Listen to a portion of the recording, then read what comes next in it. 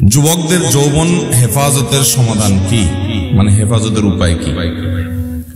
যৌবন হেফাজত করা যুবকদের জন্য এটার মতো কঠিন আরেকটা কাজ আজকের যুগে আর নাই।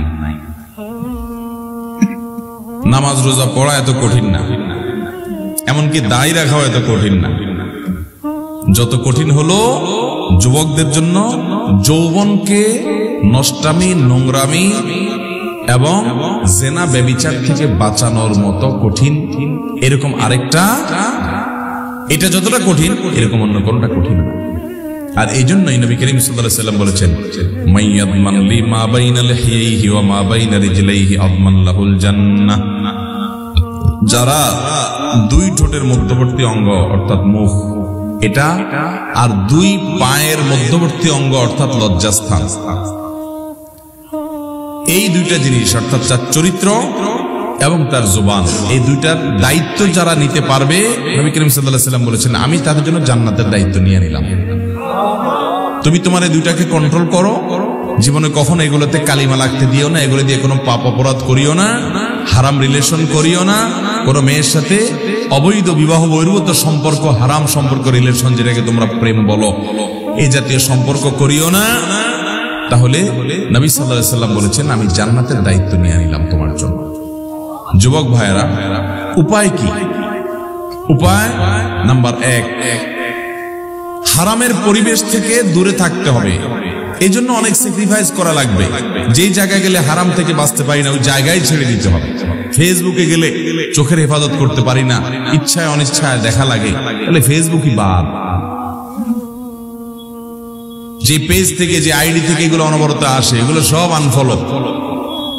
না, ফেসবুক বাদ দিয়ে থাকতে পারতেছি না, বহুত চেষ্টা করছি, আবার কদিন পরে ডাউনলোড হয়, তাহলে মোবাইলই বাদ, বাটন ফোনে চলে যেতে হবে। স্যাক্রিফাইস করবেন না আর শুধুমাত্র কিছু আমল করে জিকির আজকার করে জান্নাতে চলে যাবেন। জান্নাতে তো সস্তা না আর মায়ের হাতের মোয়া না ভাই।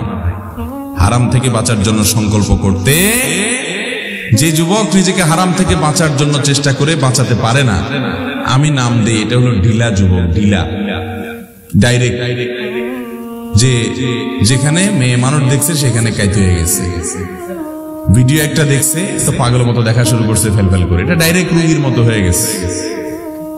নিজেদের নিয়ন্ত্রণ করার ক্ষমতা নাই। আর যে হারাম দেখলে নিজেকে সরায় রাখে, না আমি এদিকে দেখবো না, আমি এটা শুনবো না, আমি এই পথে যাব না, আমি হারাম কাজ করব না, সবাই করে আমি করব না, নিজেকে বাঁচায়, সংগ্রাম করে, এর মেরুদণ্ড আছে, এর ভিতরে নিয়ন্ত্রণ শক্তি আছে, কন্ট্রোলিং পাওয়ার আছে।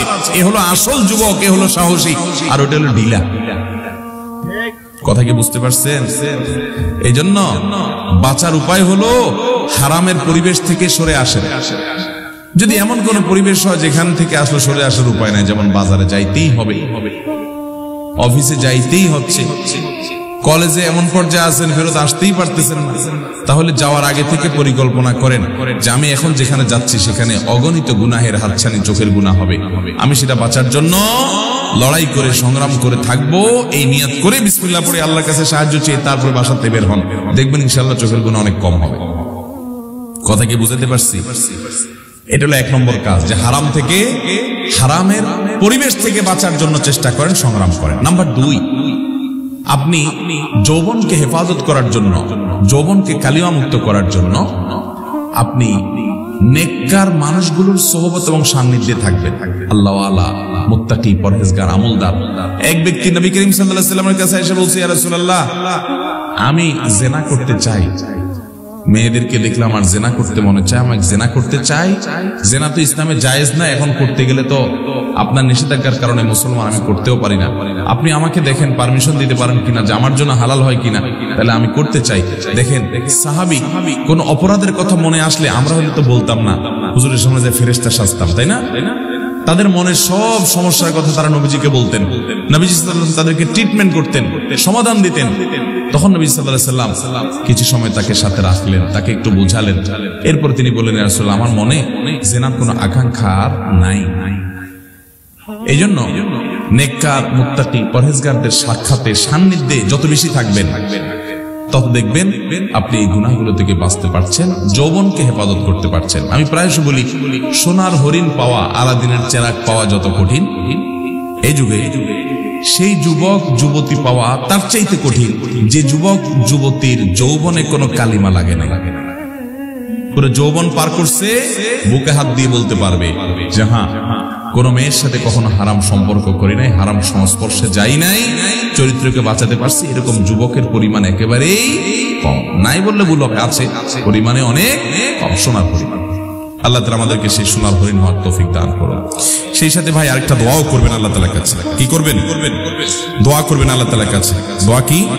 দোয়া হলো আল্লাহুম্মা ইন্নী আউযু বিকা মিনাল ফিতানি মা যাহারা মিনহা ওয়া মা বাতান। আল্লাহ, আপনার কাছে আমরা পানা চাই, ফিতনা থেকে পানা চাই, মেয়েদের ফিতনা থেকে, নানামুখী ফিতনা থেকে পানা চাই।